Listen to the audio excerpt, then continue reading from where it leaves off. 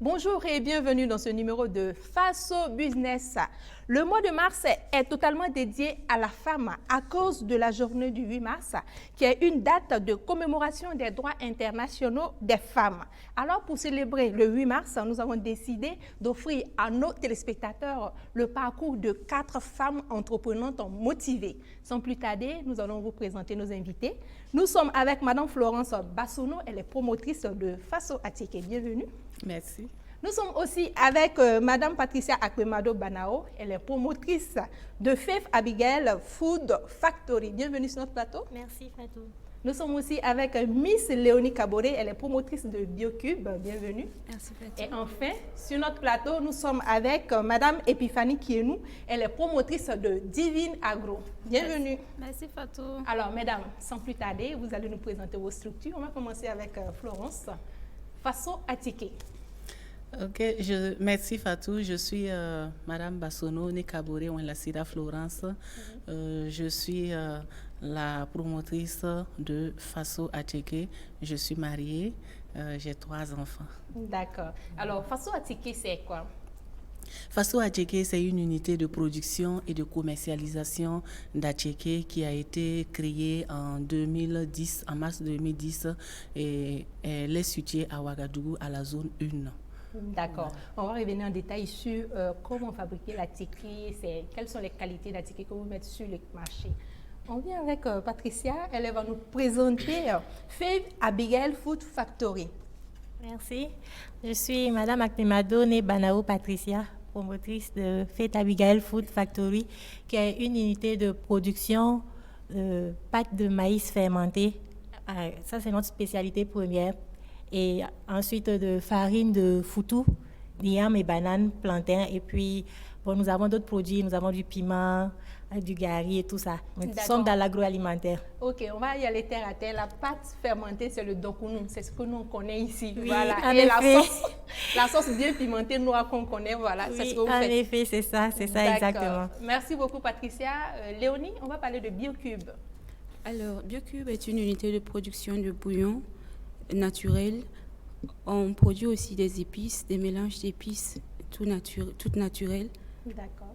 Non, ne vous inquiétez pas. Donc, Biocube, c'est un peu, si on ne veut pas prendre de bouillon chimique, on se penche vers Biocube. Oui, voilà. ça remplace les cubes chimiques. D'accord. Merci beaucoup. Epiphanie, on va parler de Divine Agro. D'accord, merci de me donner la parole. Je suis Kenuma Epiphanie, je suis la gérante de Divine Agro SARL et je suis également la promotrice de Faso Or Blanc. Donc, Divine Agro SARL, c'est une unité de transformation des fruits et des légumes et des produits forestiers non ligneux. Donc, nous faisons la purée de tomates et des infusions à base du moringa. Et c'est une entreprise qui a... Bon, on a commencé petit à petit depuis 2016 et on a été formellement créé en 2019. D'accord. Comme on dit, la persévérance, ça paye toujours. De 2016 à 2019, l'informel est formalisé en 2019. Oui. On vous souhaite à vous toutes plein succès. Maintenant, on veut savoir ce qui vous a poussé à vous lancer dans l'entrepreneuriat. Florence. Il faut dire, je suis secrétaire de direction de formation, mais depuis toute petite, j'évoluais déjà dans l'entrepreneuriat à travers la vente des produits que je faisais déjà dès l'école primaire, les bonbons, les toffees et l'eau que je vendais au bord de la voie avec les passagers. Oui. Et plus tard au collège, pendant les congés, les vacances, je brisais le maïs pour vendre. Et il y a les beignets, les galettes, la patate, beaucoup plusieurs d'autres produits. Et plus tard à l'université, pour arrondir, compléter ce qu'on me donnait comme argent de poche, j'ai vendu du déguet et je vendais les sacs en cuir. Et même quand j'ai commencé à travailler en 2006, et au cours de ma carrière professionnelle, j'ai dû vendre des pagnes, des pagnes 2 tons qui étaient à la mode à l'époque et également des habits pour des hommes, des hauts pour des hommes. Des chemises, voilà, brodées pour les hommes, pour compléter le salaire qui n'était pas suffisant et qui était souvent irrégulier. Donc, pour dire, la fibre entrepreneuriale était déjà en moi dès le bas âge et durant tout le processus, que ce soit scolaire, professionnel. Mais le déclic, c'était en en 2009, à la suite d'une menace de licenciement, que l'idée de se lancer vraiment, réellement et formellement dans l'entrepreneuriat est née à travers la création de Faso Acheke. Mais il faut dire que depuis toute petite également, je nourrissais l'envie d'être avocate des femmes à ma manière. Wow, défendre les droits des femmes. À ma manière. Voilà. Super, merci beaucoup pour ce beau parcours. Alors Patricia, qu'est-ce que vous a lancé dans l'entrepreneuriat? Au premier abord, je ne me voyais pas me lancer dans l'entrepreneuriat. Wow. Voilà. J'avais cette idée, voilà, qu'on nous a mise au niveau dans la tête, au niveau de l'école. On a nos diplômes, on finit les études, tu as un bureau, voilà, tranquille. Tu t'assois, exactement. Oui. Et voilà que j'ai eu un événement, disons, très triste dans ma vie. En 2014, Oui. il y a ma fille qui est décédée dans des conditions vraiment trucs à la naissance, quelques jours après sa naissance. Et après cela, j'ai nourri le sentiment de vouloir apporter ma touche parce qu'il y avait beaucoup de défaillances dans le système médical, Oui. honnêtement. Oui. Et ça m'a beaucoup marqué. Ça fait que j'ai dit, il faut que moi j'apporte une solution. Et j'ai commencé à rédiger mon projet pour ouvrir un grand centre néonatologique, voilà, avec un orphelinat et tout ça, une école et tout, pour venir pallier à ce souci-là. Maintenant, avec le problème de financement, je ne peux pas me lever pour bâtir un truc comme ça. Moi-même, je ne suis pas néonatologue Oui. de formation. Voilà, j'ai fait le génie logiciel et la gestion des projets de formation. Donc là, je monte mon projet et j'ai besoin de fonds. Il faut commencer bien quelque part. Exactement. Voilà, donc Faith Abigail Food Factory, ça porte le nom de ma fille, Ok. Faith Abigail. Oui. Et je veux me rappeler chaque jour que j'ai cette lutte-là. C'est un peu à ta mener. source de motivation. Exactement, Oui. exactement. Donc, Ok. c'est ça. Donc, on espère que vous allez y arriver. Merci beaucoup. Mais en même temps, vous répondez aux besoins des gens. Voilà. Exactement. En voulant satisfaire côté santé, vous répondez aussi côté alimentation Côté pour ces personnes qui ne alimentaire, veulent pas prendre oui. du temps pour faire le doc pour nous, le foutou Exactement. et tout. Voilà. En ce qui concerne la pâte de maïs fermentée, ça fait à peine 3 ans que je suis à Bobo du Lasso avec mon mari et il est d'origine togolaise, voilà. Oui. Alors, on a fait le tour des restaurants togolais présents sur place et vraiment le donkounou, il n'était pas ça. C'est pas facile. Donc voilà, j'ai commencé à faire ça chez moi à la maison, et un peu. Après, je vois sur les réseaux sociaux, les gens souffrent vraiment pour pouvoir faire le donkounou. J'ai dit, bon, je vais leur proposer quelque chose. J'ai réfléchi, j'ai un peu concocté mon projet et tout ça jusqu'à l'amener. Et les gens ont beaucoup apprécié. Wow. Voilà. Super, on vous souhaite plein succès à vous toutes d'ailleurs. Merci. Alors Léonie, on va parler du déclic entrepreneurial. Qu'est-ce qui vous a poussé à créer BioCube? Je dirais d'abord que l'entrepreneuriat, ça a été une passion pour moi que j'ai nourrie depuis le lycée. Et à l'université, j'avais commencé à faire le petit commerce. Je vendais les articles de femmes. Après, Les petits business comme Florence. Exactement, les jus, les gâteaux et tout. Et puis après, bon, j'ai ajouté les parfums et tout. Tout ça, c'était pour, au fait, préparer BioCube que j'avais en tête. Et c'est là qu'en 2018, en fin 2018, j'ai lancé BioCube. Donc, je dirais que l'entrepreneuriat a été vraiment une passion pour moi. Exactement.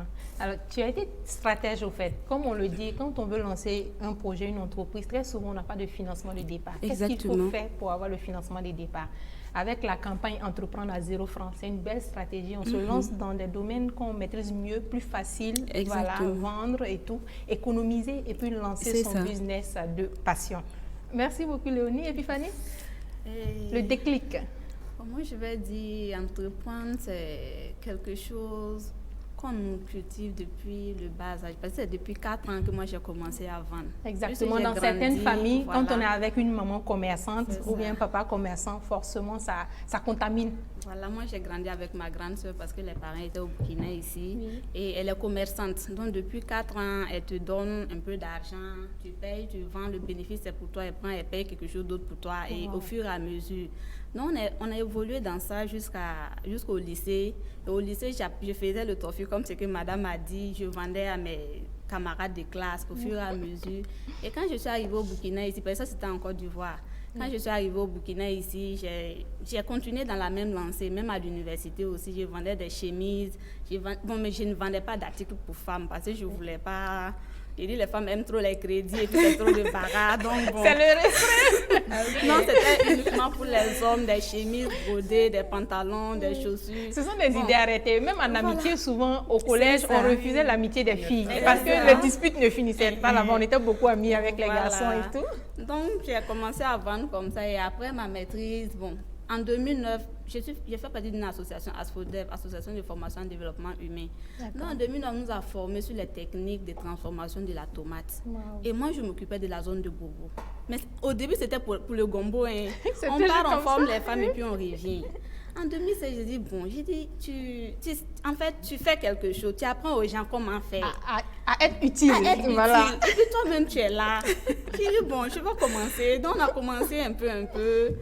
Et en temps, les amis ont commencé à goûter. Et puis, c'est quelque chose qu'on faisait depuis 2009. Donc, on était sûr au moins de la qualité de ce qu'on produisait. Mais comme les gens ne connaissaient pas ça au Burkina, au début, on n'avait pas les grands moyens aussi.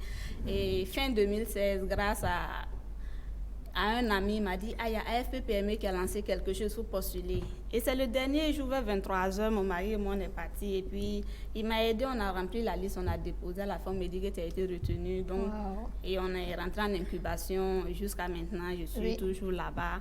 Donc, le projet, on est dessus. Et on sent au fait l'amélioration, voilà, les emballages, la qualité, l'évolution et tout. C'est vrai, parce qu'au départ, on a commencé avec des bouteilles d'Esperado.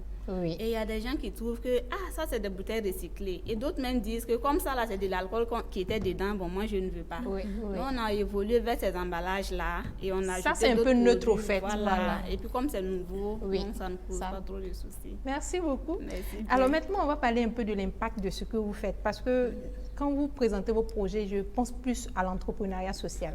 Alors Florence, on va parler des débouchés, de votre combat, l'impact social que vous avez avec Faso Attiéké. Il faut dire que Faso Attiéké est effectivement une entreprise sociale parce que l'idée même de la création est née du désir d'être avocate, comme je l'avais dit, des femmes à ma manière. Et également, on avait constaté que l'Attiéké qui rentrait au Burkina n'était pas de bonne qualité. Et la qualité était instable. Et puis, surtout les conditions de production. Souvent, voilà. quand on voit comment on étalait les grumeaux d'Attiéké à terre, souvent tu dis, bon, moi je ne veux plus manger de l'Attiéké, mais après ça te rattrape. Voilà, c'est difficile. Il fallait contribuer à améliorer la santé, à permettre à tout consommateur de manger sain pour préserver sa santé et de rendre l'Attiéké de bonne qualité, disponible à toutes les couches sociales. Donc, et quand nous avons commencé, nous avons réellement vu l'impact. Nous avons commencé avec 3 emplois et aujourd'hui, au jour d'aujourd'hui, nous enregistrons 50 emplois au sein de Faso Attiéké. Et parmi les 50 emplois, nous sommes à 40 femmes. Majoritairement, voilà, c'est bien. Majoritairement femmes parce qu'il faut défendre bien les femmes défavorisées. Et également, à côté de ces femmes-là, nous avons des distributrices directement à notre sein qui sont au nombre de 7. Et chacune d'elles a des familles à nourrir. Et la quantité d'Attiéké que nous mettons sur le marché pour contribuer à l'autosuffisance alimentaire. En 2018, c'est 539 tonnes d'Attiéké. Et en 2019, malgré les longues périodes de rupture que nous avons enregistrées en notre sein, nous avons enregistré produit 542 tonnes d'Attiéké pour nourrir plus de 1 600 000 personnes au Burkina Faso. Et également les revendeurs qui, grâce à Faso Attiéké, gagnent des revenus et contribuent à scolariser leurs enfants, à soigner leurs enfants. Les revendeuses, pour la plupart, nous enregistrons plus de 170 revendeuses en notre sein. Et Faso Attiéké est en collaboration en partenariat avec la coopérative des transformatrices de produits agricoles. C'était Péawen Kouni qui veut du don de Dieu, qui regroupe en son sein plus de 431 femmes en milieu rural et en milieu urbain. Et ces femmes-là sont chargées de produire la matière première pour Faso Attiéké. Donc c'est des sources de revenus pour ces femmes-là qui ont des familles également à nourrir. Et il faut dire que le manioc, c'est une culture qui s'adapte aussi facilement au changement climatique parce qu'elle résiste aux différentes saisons. Voilà, elle résiste aux différentes saisons. Donc, c'est une culture qui nous préservons aussi l'environnement et le manioc n'a pas besoin d'engrais pour produire. Et il faut juste mettre l'engrais naturel et le compost pour qu'il puisse donner de bons fruits et propice à la transformation. Et dans un champ de manioc, tu vas récolter 2-3 spéculations dans la même portion de manioc. Donc, on évite l'occupation des terres. En fait, c'est la culture du pauvre. C'est riche, au fait. On sème petit et on récolte beaucoup. Oui. Donc, voilà l'impact de Faso Adjéké pour la communauté. D'accord. On va revenir avec les différents besoins que vous avez, les difficultés que vous rencontrez. Alors, avec Patricia, on va parler de l'impact social, mais avec une vision. Parce qu'on sent que vous êtes dans l'entrepreneuriat, vous êtes dans le début, au fait, le démarrage. Donc, vous, quel impact vous aimeriez avoir peut-être dans 5 ans ou 10 ans? Ok. Quand je vois le riche parcours de Madame Bassono et tout ça, vraiment, ça me prouve qu'on peut y arriver. Exactement. Voilà. L'autosuffisance, c'est possible. Exactement. D'ici 5 ans, ce que j'ai comme vision, c'est que Faith Abigail Food Factory embauche vraiment beaucoup de jeunes. Crée énormément d'emplois. Beaucoup d'emplois. Et dans ma vision, c'est que pendant que nous sommes en train de produire, déjà au début comme ça, 30% de notre bénéfice des recettes, voilà. Non, pas les recettes. Mais des bénéfices. Du bénéfice net, voilà. 30%, c'est pour le projet à long terme. D'accord.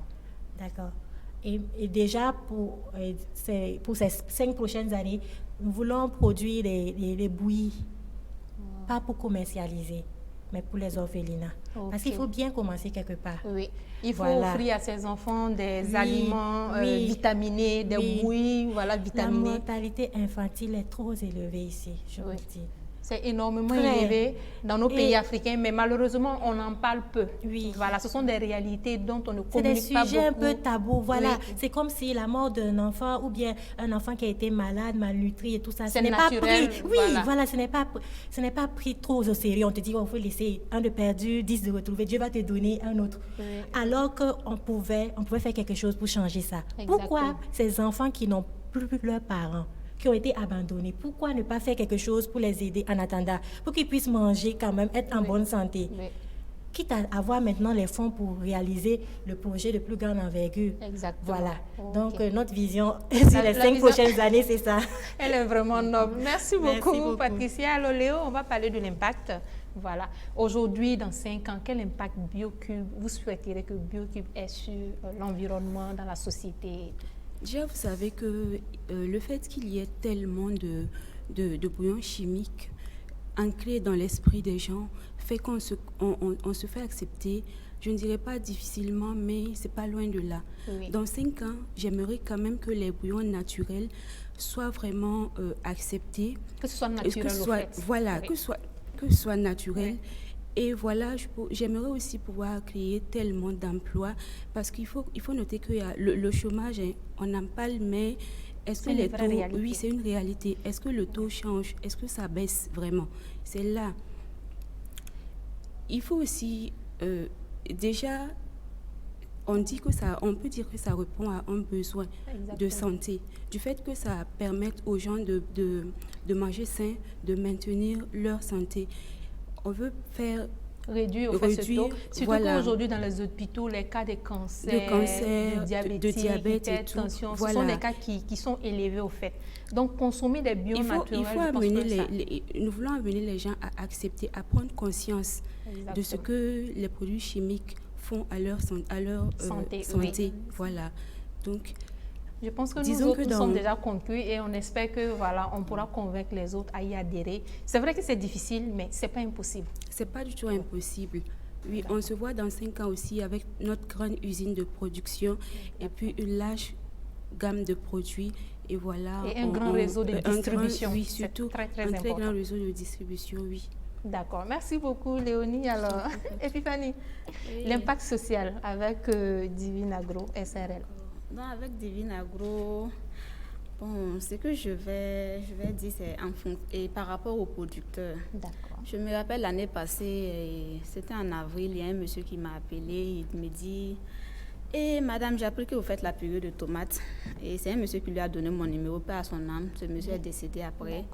Il dit que j'ai appris que vous faites la purée de tomates, que moi j'ai beaucoup de tomates dans mon champ, mais il n'y a pas d'acheteur.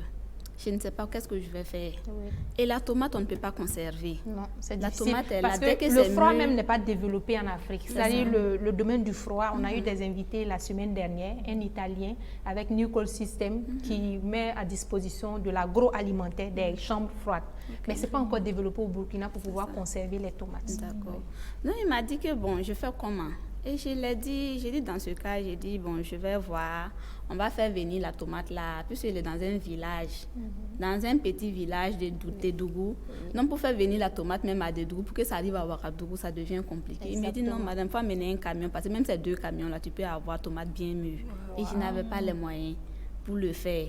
Et il y a beaucoup de producteurs comme ça, beaucoup au Burkina, ils produisent la tomate, mais à la fin, il n'y a pas d'acheteurs. Oui. Et souvent, ils sont obligés d'abandonner pour que les animaux même mangent et puis repartent chez eux. Ce sont des pertes. Même Ce sont s'il des y a- pertes. les animaux ne peuvent pas tout consommer. Tout Voilà, il y a consommer, toujours voilà. du gaspillage. Voilà, donc c'est pour transformer cette quantité de tomates pour aider les producteurs d'abord en premier lieu. Puisqu'on peut conserver cette purée sur 2 ans. Donc, on transforme la tomate pour permettre aux producteurs de ne pas travailler à perte. Exactement. Et de l'autre côté, aider les consommateurs, puisque ça vous permet de gagner en temps. Oui. Quand vous avez la purée, vous cuisinez en un temps record, vous avez fini de cuisiner. Et de l'autre côté aussi, c'est pour pouvoir, en tout cas, employer le maximum de personnes. Actuellement, nous sommes à 2 permanents et 5 temporaires. D'accord. Mais bon, c'est comme elle a dit, c'est petit à petit. Oui. Puisqu'au départ, tu ne peux pas employer tout le monde. Souvent, il y a des activités, tu es obligé de travailler jusqu'à 2 heures, 3 heures, peut-être dormir 30 minutes, 1 heure de temps et puis te lever. La vie de l'entrepreneur. Voilà, c'est ça. Donc, en tout cas, on voit d'ici 5 ans, on arrive à recruter, en tout cas, pas mal de femmes, surtout les femmes, parce que aider ces femmes-là pour améliorer leurs conditions de vie. Leur épanouissement, à sortir de la pauvreté. Voilà. D'accord. Et avoir un grand réseau de distribution, parce qu'actuellement, c'est au Burkina et puis un peu au Ghana, mais faire connaître même le produit dans la sous-région, exporter nos produits et avoir un grand réseau de distribution. Et actuellement, notre site de production aussi, c'est pas très grand. Ok. Donc, d'ici 5 ans, ça va avoir une unité vraiment bien sophistiquée pour transformer la tomate. Parce que les purées qui rentrent sur notre territoire, c'est même pas 100% la purée de tomate. Non, on a toujours des produits chimiques dedans, surtout Voilà, les conservateurs, c'est ça. ça fait tellement peur. On ne sait même pas ce qu'on met dedans en réalité. Quand on demande à une personne qu'est-ce qu'on met en réalité dans ta pâte de tomate, toi-même tu ne connais pas. Donc au moins c'est amener la population à consommer ce que nous produisons pour préserver en tout cas l'état de leur santé. Exactement, surtout promouvoir le consommation local. Local, c'est Alors, ça. vous êtes dans l'entrepreneuriat, ça fait plus d'une année environ. Oui. Est-ce qu'aujourd'hui on peut parler de satisfaction? Quels sont les moments qui vous ont marqué? On va aller avec Florence. C'est toujours important de se remémorer des moments qui nous marquent dans l'entrepreneuriat parce que ce sont des sources de motivation. Grâce à ces moments de satisfaction, on se dit qu'on n'a rien perdu en se lançant. Donc, on y va. Oui, déjà à mon niveau, quand je regarde, quand le matin je rentre à Faso Attiéké, je vois ce monde, cette vie à Faso Attiéké, c'est déjà, je suis contente, ça me réjouit le cœur, parce que tout le temps quand je prie, ma prière c'est d'être une source de bénédiction pour les gens. Pour moi et pour les autres. Voilà, pour moi et pour les autres.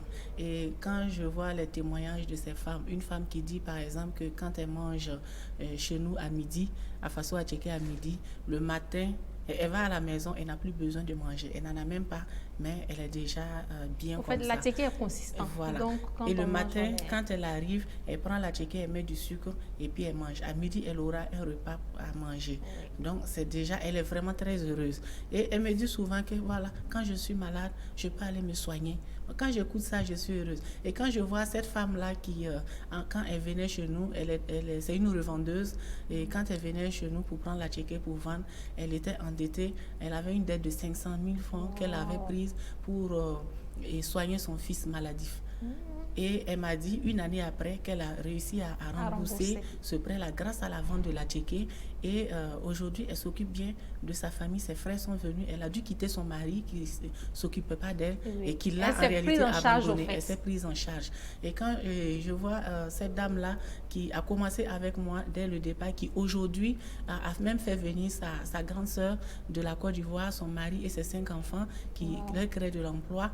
Mais franchement, c'est une joie pour moi de contribuer vraiment à changer la vie de ces femmes-là. Et quand on va en milieu rural, ces femmes qui étaient assises sur leurs compétences, qui ne savent pas qu'elles savent faire quelque chose. 24 heures sur 24, on ne sait pas ce qu'on fait. Alors qu'elles ont des compétences. Mais quand elles découvrent, grâce à l'activité au sein du groupement, leurs compétences, et qu'aujourd'hui elles s'en sortent, elles gagnent, toi-même tu vois le changement concret, c'est du concret. Franchement, c'est ça qui... C'est comme vous l'avez dit, l'avocate des femmes, vous contribuez à leur épanouissement. Merci beaucoup. Alors, et les différents prix que vous avez pu avoir avec Faso Ateke? Les différents prix que nous avons eus, il y a Africa Mousso, que nous avons eu en juin 2019. Ça, c'est grâce aux activités menées sur le terrain avec CTPA Winkouni. Et il y a le prix Pierre Castel que nous avons obtenu en septembre. Le prix qui a fait le buzz sur la labellisation de l'Atiko au Burkina Faso. Qui a été remis en novembre à l'occasion du Sahara en Côte d'Ivoire. Et il y a également les 4 trophées que nous avons obtenus avec Agri Business TV Afri Business Awards le 31 décembre 2019. Ces prix nous encouragent vraiment à aller encore de l'avant. On voit à travers ces prix l'impact de notre travail, la reconnaissance de notre travail, et c'est un message en même temps qu'on nous donne. Attention. Ne baissez pas les bras parce que le monde vous voit désormais. Voilà. Merci beaucoup, Patricia. On va parler des satisfactions. Voilà. Okay. Bon, moi, je suis à mes débuts, comme vous le savez et tout. Je peux dire que les moments vraiment qui m'ont beaucoup impacté positivement, c'est lorsque une cliente vient là, elle est tellement contente. De toute sa vie, elle n'a jamais rêvé qu'elle pouvait faire le Donkounou. Parce que c'était facilement. Oui, aussi facilement.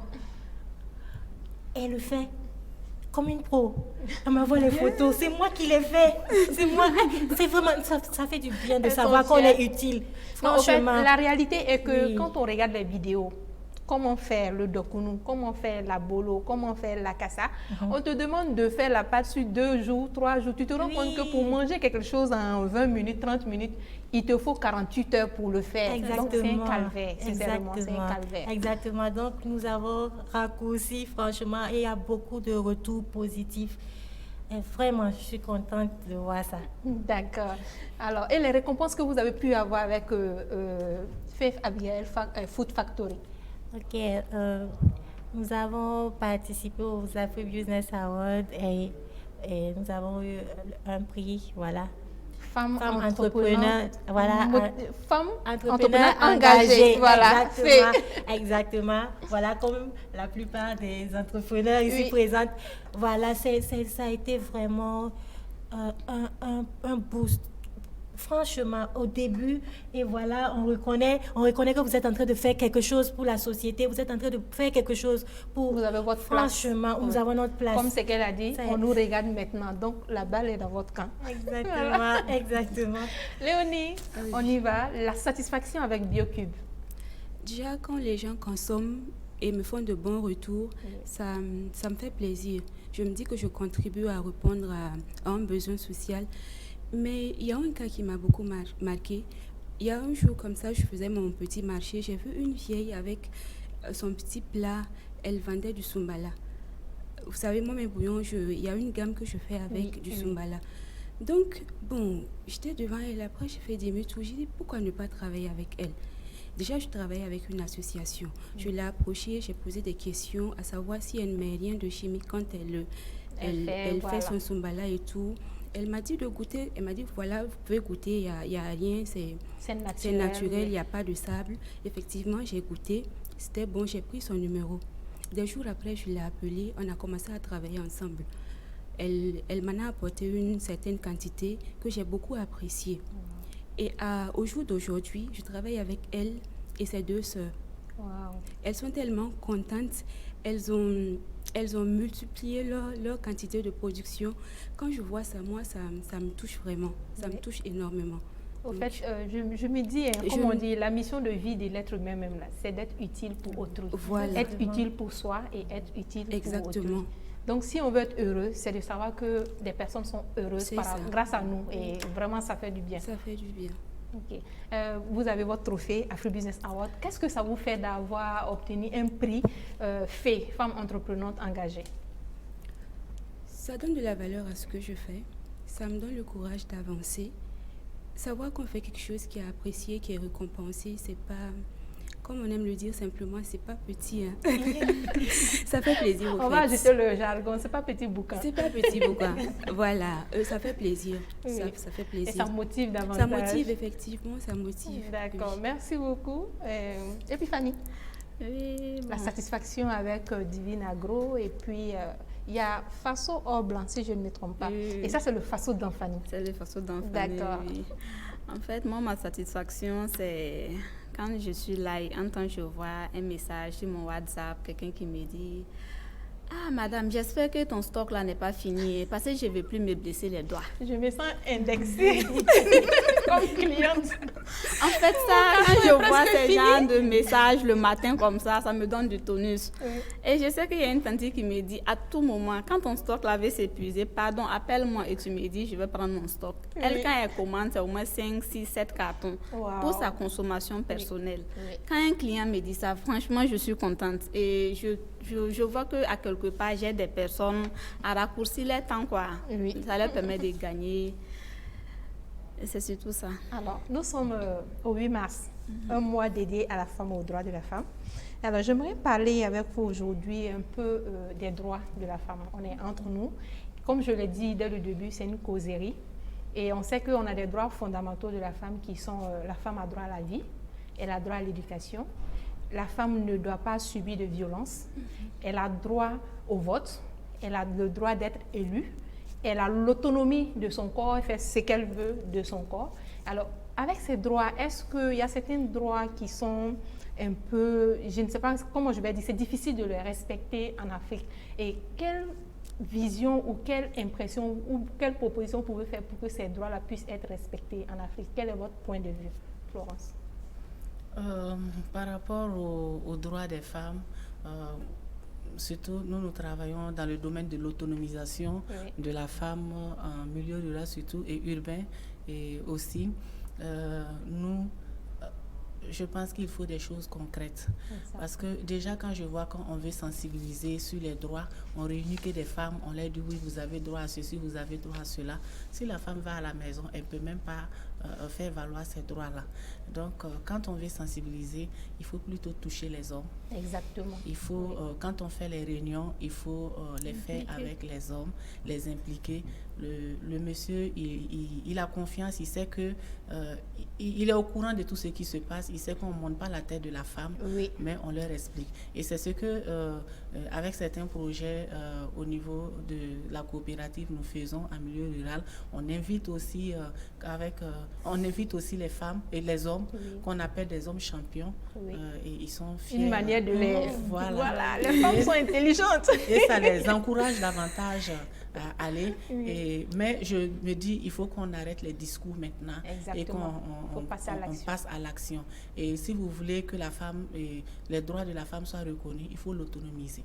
Exactement. Parce que je ne vois pas une femme qui a des droits si elle est assise à la maison, elle ne fait rien.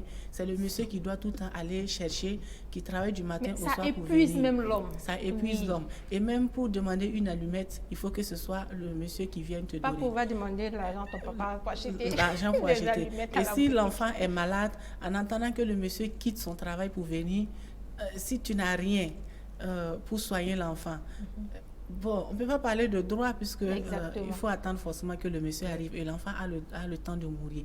Mais si on autonomise la femme, on lui apprend à gérer une activité, le peu d'activité c'est vrai que les femmes, elles ont beaucoup d'activités, Oui. mais qui ne sont pas valorisées. Oui. Non seulement parce que le Burkinabé, c'est vrai, le gouvernement a lutté pour que certains produits soient pris en compte dans les pauses café, dans les ateliers et consorts, mais ce n'est pas ce que nous constatons tout le temps sur le terrain quand nous partons même pour être formés. Wow. Donc, si on valorise l'activité, on encourage la femme en achetant son produit. Et si vous formez bien la femme, pour bien produire, respecter les règles d'hygiène et de qualité. Exactement. Mais elle va s'en sortir. Et naturellement, quand elle aussi elle peut contribuer, ça rassure le monsieur qui va aussi la respecter, ça rassure aussi la communauté. Une femme qui contribue à la communauté va naturellement la respecter. Exactement. Donc, et il y aura le développement forcément dans cette communauté. Dans cette communauté. Oui. Donc, et il faut vraiment, on ne peut pas parler de développement si on n'a pas pris en compte les droits des femmes. Exactement. Et il faut faire la différence. Droits des femmes, c'est pas, comment on appelle, ce qu'on attend. Avant, on attendait, oui, je suis à la maison, moi et mon mari, on est égales. Oui. Non, en fait, souvent, ça, il faut que nous, les femmes, nous sensibilisons même nos amis ou nos sœurs. Voilà. Parce que quand on parle d'émancipation ou de droits des femmes, les hommes ne sont pas nos ennemis. Voilà. Souvent, les femmes ont du mal à faire passer le message. Elles le font souvent dans des conditions qui ne sont pas, comme on le dit, catholiques, entre griffes. Comme vous l'avez dit, inviter les hommes dans des échanges sur les droits de la femme et l'homme même comprendra. Souvent, je me demande même si les hommes même savent ce que c'est que les droits des femmes. Ils ne le savent même pas. Et ce que moi je propose souvent, c'est de faire des rencontres uniquement avec les hommes sans que les femmes ne soient présentes. Quand il va rentrer, ne soit présente, quand il va rentrer à la maison, lui-même il va faire le changement. Message il va passer le message à son épouse et lui-même il va changer de comportement. Mais si on dit à la femme de venir dire au monsieur, mais toi tu es qui pour aller dire au monsieur? Et souvent il n'y a pas la manière aussi qui accompagne ça. Et c'est difficile même pour la femme de dire au monsieur, ah on nous a dit ça, on nous a dit. Bon, c'est même pas conseillé. Oui. Mais quand on réunit les hommes, on montre des exemples concrets. Exactement. Et il faut utiliser beaucoup les hommes modèles que nous appelons avec le projet UFTPA. Les hommes champions. Les hommes champions, avec le projet UFTPA femmes de la GIZ. Nous les appelons des hommes champions, c'est eux qui vont témoigner parce que c'est pas parce que leurs femmes participent aux formations, leurs femmes ont des activités qu'elles dominent leur mari à la maison, mais au contraire, elles soulagent le monsieur et pendant qu'elle est en train de mener ses activités, le monsieur aussi contribue à l'aider à quelque part et même conseiller, souvent même venir l'accompagner dans ses activités. Exactement, les deux mains sur la. Voilà. Merci beaucoup, Florence. Patricia, votre point de vue? D'accord. Je trouve qu'ici en Afrique, particulièrement au Burkina, il y a beaucoup de droits de la femme qui ne sont pas du tout respectés. Et ça quitte depuis le sommet en descendant. Quand on est dans ce genre de situation, c'est compliqué de réunir des femmes en groupuscule, comme le disait madame, voilà, et de leur parler de leurs droits et tout ça, tout en n'impliquant pas ceux qui les bafouent. Exactement. Est-ce que vous voyez? Il y a un dicton qui dit « Confie ton sac à un voleur, rien ne va se faire. » Voilà.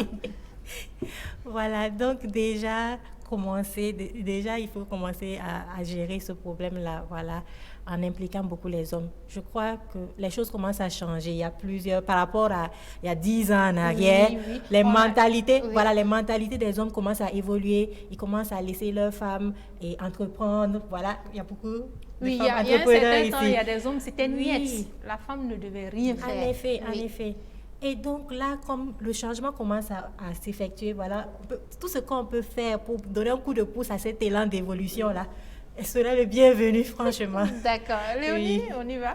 Alors, je dirais qu'à nos jours, les droits, il y a beaucoup de droits de femmes qui sont respectés, tout comme il y en a qui ne sont pas respectés. Exactement. Comme par exemple...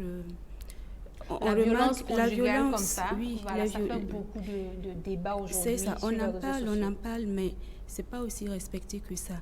Mais ce que moi je dirais, c'est que j'ai l'impression que nous les femmes, nous menons un faux combat. Exactement. On mène un faux combat, on passe notre temps à demander, à parler des droits. Mais qui dit droit parle aussi d'obligation, c'est ça. De devoir. Devoir, c'est ça. Vous allez voir par exemple dans un foyer, je ne suis pas mariée, oui, mais j'en vois. dans un foyer où, par exemple, la femme se tape la poitrine, elle se dit, voilà, mon mari et moi, on est égaux, j'ai des droits et tout. Mais comme le disait madame, même pour une simple allumette, elle dira, va demander à ton papa. Oui. Alors qu'elle-même, elle a un salaire. Et c'est ça, Bon, c'est ça même qui prête tu le peux flanc pas aux faire hommes, des en fait. choses comme ça et puis t'attendre à ce qu'on te respecte. Si le monsieur est obligé de faire tout, vraiment faire tout, bon, je sais pas, je me dis, hein, on mène un faux combat. Oui. Il faut qu'on se commencer par revoie. nos devoirs, Il faut nous-mêmes, qu'on c'est respecter ça. nos devoirs. C'est ça. Oui. Afin de faire valoir nos droits. Oui. Ça va ensemble, et moi je me dis, ça va Merci ensemble. beaucoup, Léonie. Epiphanie? D'accord. Pour moi, je vais abonder dans le même sens que Léo. C'est vrai qu'on parle de nos droits, mais on ne doit pas oublier nos devoirs. Oui. Si je prends le cas d'une femme qui est indépendante financièrement, elle se dit qu'elle n'a pas besoin forcément de son homme pour faire certains types de dépenses. Et de l'autre côté, elle dit, bon, l'homme et moi, nous sommes même chose. Donc, le respect. C'est-à-dire, moi, j'allais beaucoup parler du respect. Exactement, C'est la vrai, manière, le comportement. de se comporter avec nos hommes. C'est vrai, souvent, on est libre financièrement, mais l'homme reste l'homme. Même si on dit qu'on est égaux à quelque part, l'homme, c'est lui le maître de la maison. On ne peut pas changer ça. Surtout dans nos traditions C'est africaines, ça. il ne faut pas oublier ce détail-là. Ce détail-là. D'accord. Voilà, Alors, c'est on a tout. un hashtag qui est beaucoup sur les réseaux sociaux, Vraies femmes africaines. C'est une sorte de sensibilisation sur les combats de la femme, mais avec ironie. C'est-à-dire, au lieu de dire qu'on ne doit pas faire ça à une femme, on lance une blague où on dit même que la femme accepte qu'on lui fasse cela et ça fait rire. Que pensez-vous de cette campagne? Est-ce que ça peut avoir de l'impact? C'est comme, je donne un exemple. Hier, j'ai vu une affiche d'une femme là qui a des sparadraps un peu partout. Ça fait la 3e fois dans le mois qu'elle part au dispensaire. Et la dame lui demande, tu es blessée encore? Elle dit, oui, je suis tombée dans les escaliers. Oui.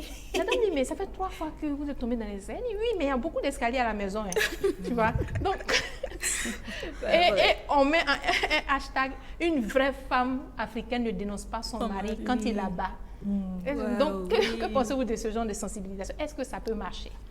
Oui, je trouve que c'est une stratégie aussi parce que quand on dit une vraie femme ne dénonce pas son mari, vous voyez déjà les réactions des uns et des autres. Et je trouve que c'est vraiment une bonne idée qu'elle a eue là, que j'apprécie parce que ça permet à chacun de donner son avis et on voit beaucoup plus d'hommes même qui réagissent pour défendre sur la la femme. campagne. Voilà, sur cette campagne-là. Donc, Elle est vraiment drôle. Voilà. J'ai beaucoup d'escaliers à la maison. Ah oui. Patricia, à ton avis? En effet, j'ai vu cette image dont vous parlez là et ça m'a choqué un coup. J'ai dit, oh, mais qui pense ainsi? Avant de me rendre compte, en fait, Que c'était l'ironie. Oui, c'était En l'ironie. fait, la campagne, au début, on ne comprend pas. Quand on tombe sur une publication, c'est parce que c'est l'inverse au fait qu'il faut voir pour comprendre. Donc, quand tu veux comprendre naturellement, c'est difficile, c'est choquant au non, fait. quand j'ai vu en bas, une vraie femme africaine ne dénonce pas son mari lorsqu'il a battu, j'ai dit, mais quoi? Et si mon mari fait erreur me battre un jour, tous les réseaux sociaux seront au courant. Après, maintenant, j'ai vu le hashtag et j'ai vu les commentaires, j'ai vu que, en fait, c'était de l'ironie. Mais ce qui est bien, c'est accrocheur. Quand tu vois ça, tu vas t'arrêter en même temps. Oui, et je pense que par cette campagne-là, plusieurs personnes pourront être sensibilisées. Certaines qui sont dans la situation Et qui se cachent. et Au fait, cachent. Ce qui est populaire, c'est qu'il y a plus de femmes qui ne veulent pas dénoncer leur époux.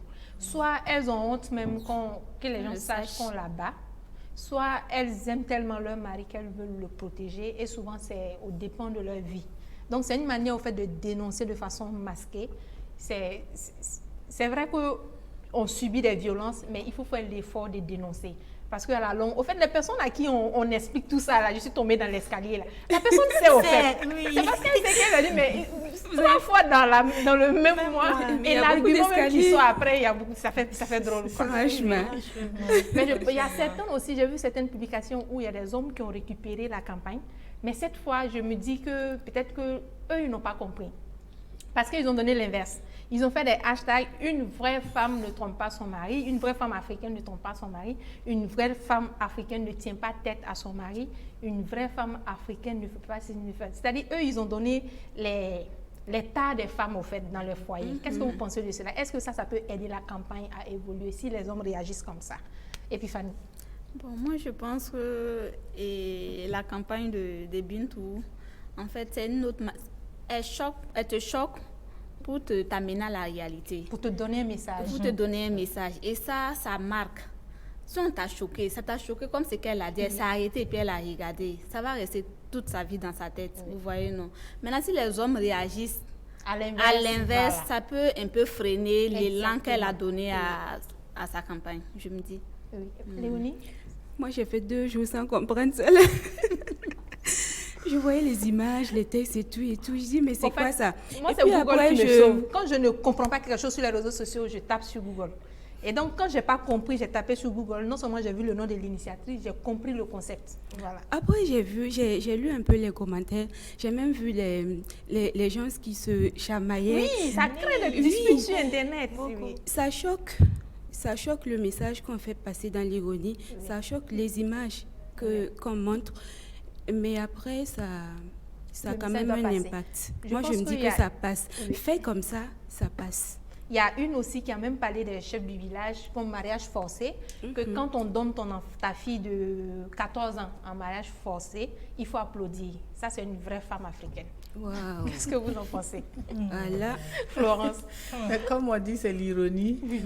Quand on dit ça, que ce soit le papa de l'enfant même va sourire, il sera même étonné qu'on accepte cela. Oui. Donc, ça va l'amener à réfléchir. Exactement. Donc, bon. Vous voyez comme le temps passe vite. On est déjà à la fin. Maintenant, on va parler rapidement des difficultés que vous rencontrez, un dernier message et puis vos contacts. Aujourd'hui, quelles sont les difficultés que vous rencontrez avec Faso Ateke et si vous avez des propositions?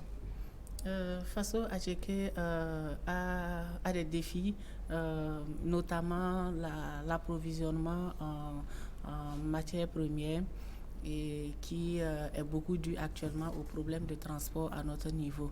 Donc nous sommes même à la recherche d'un camion pour pouvoir transporter facilement la matière première.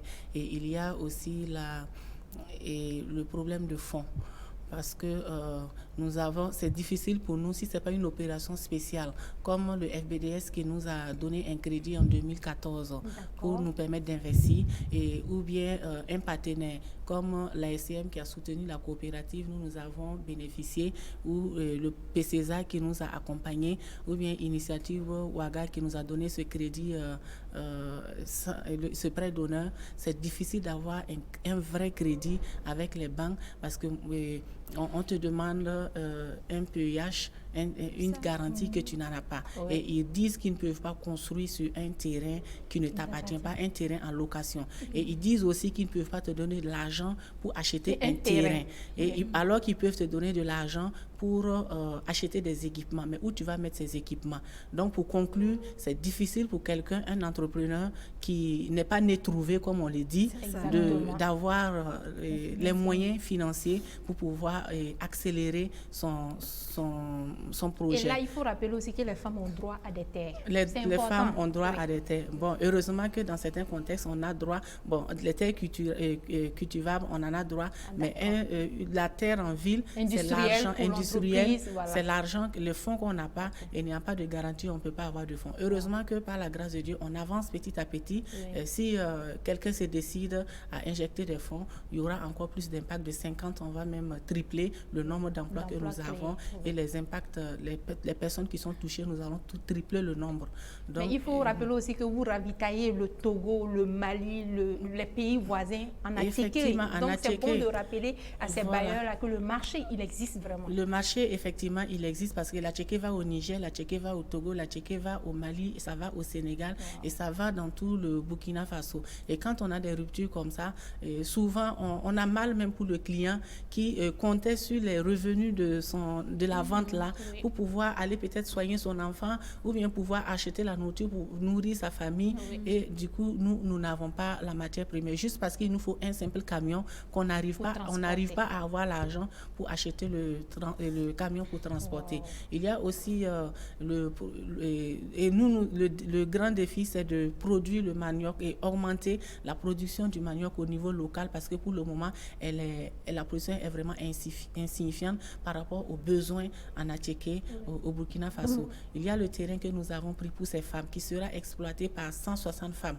Et les femmes ont juste besoin qu'on entoure le terrain et qu'on mette le système d'irrigation et elles vont produire le manioc pour nous vendre et avoir des revenus. Bon, nous, en attendant que des bailleurs de fonds décident, nous allons contacter l'environnement à s'appuyer là-bas pour que puissent apprendre ces femmes-là à faire des plans d'épineuses pour entourer leurs champs, pour commencer, ne serait-ce que sur 2 hectares, et ne pas croiser les bras. C'est ce que nous avons toujours fait. On demande, mais on travaille toujours. Exactement. Et voilà. Merci beaucoup, Florence. Votre contact vite et on peut vient à nous joindre au 70 par WhatsApp au 70 33 69 54 70 33 69 54 et par appel au 64 98 05 05. Merci beaucoup. Oui. Patricia, oui. Okay. Les difficultés, voilà, Madame Bassono, elle a déjà évoqué. La difficulté majeure, c'est l'accessibilité au fonds. Oui. Parce que l'idée, le concept est là, le marché, il est là. Les compétences sont là. Les compétences sont là. Maintenant, l'argent pour injecter, pour avoir un impact rapide sur le marché, c'est là le plus gros du souci.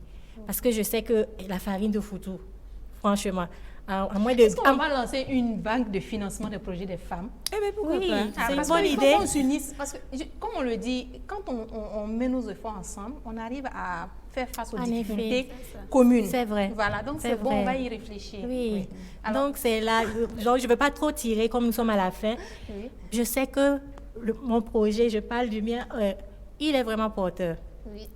Et ceux qui vont investir, vraiment, ils ne vont pas le regretter. Le contact, Patricia. Okay, pour me joindre, c'est juste le 64 28 63 28. Appel comme WhatsApp. Merci. Okay. Merci beaucoup. Léonie? La difficulté majeure que BioCube rencontre aujourd'hui, c'est surtout les emballages. Oui. C'est très difficile, surtout actuellement avec la situation de la Chine. Moi, actuellement, mon stock que j'ai, je peux dire que je ne dors pas parce que je ne sais pas quand est-ce que j'aurai un nouveau stock. Ah, donc les emballages viennent de la Chine. Oui, c'est un gros souci. Oui. Voilà. On a ici au Burkina une usine de production d'emballage face aux places, mais qui ne font pas vraiment ce que nous on veut. Wow. Il faudra qu'ils s'y mettent, il faudra qu'ils prennent vos échantillons et essaient d'adapter parce que c'est le marché qui demande. C'est vraiment compliqué. Okay. Il y a ce problème. Il y a aussi l'unité de production à mettre en place, une unité qui pourra répondre vraiment aux besoins. Oui, pour pouvoir faire en grande quantité. Voilà, c'est ça. D'accord. Alors, le contact de BioCube? Le contact de BioCube, c'est le 76 03 03 46. Je pense que c'est bien passé. Ou bien on reprend une dernière fois. 76 03 03 46. Merci beaucoup, Léonie. Et puis Fanny? D'accord. Pour ma part, les difficultés, c'est comme elle a dit, les emballages. Parce que les emballages que je voulais au début, ce n'était pas sous cette forme, mais le prix était élevé. Donc, on était obligé de prendre ça pour travailler en attendant. Voilà. Et la difficulté, une autre difficulté, c'est l'unité de production, parce que nous ne répondons pas aux critères marche avant. Okay. Donc nous voulons vraiment une unité de production qui répond à tous ces critères-là, parce que nous voulons vraiment aller à l'international. Okay. Et l'autre difficulté, c'est la matière première. Comment faire venir la matière première ici, comme c'est qu'elle a dit, si tu n'as pas de camion, tu n'as pas assez de moyens aussi. Souvent, on peut t'appeler, il y a genre 5 tonnes de tomates, tu n'as pas l'argent de 5 tonnes, c'est des produits, tu ne peux pas les prendre, et puis c'est des partenariats, donc il y a toutes ces difficultés-là. Okay. Le contact de Divine Agro? Le contact de Divine Agro, c'est le 77 73 97 00. 77 73 97 00, c'est appel comme WhatsApp. D'accord. Merci beaucoup, mesdames. Surtout, ne baissez pas les bras. Merci pour votre disponibilité. On va remercier toute l'équipe de production avec Alain Couriol. Merci à tous nos partenaires Faso Chic, Pelle et Chapeau, Angela Design. À très bientôt pour un autre numéro. D'ici là, portez-vous bien. Bye bye.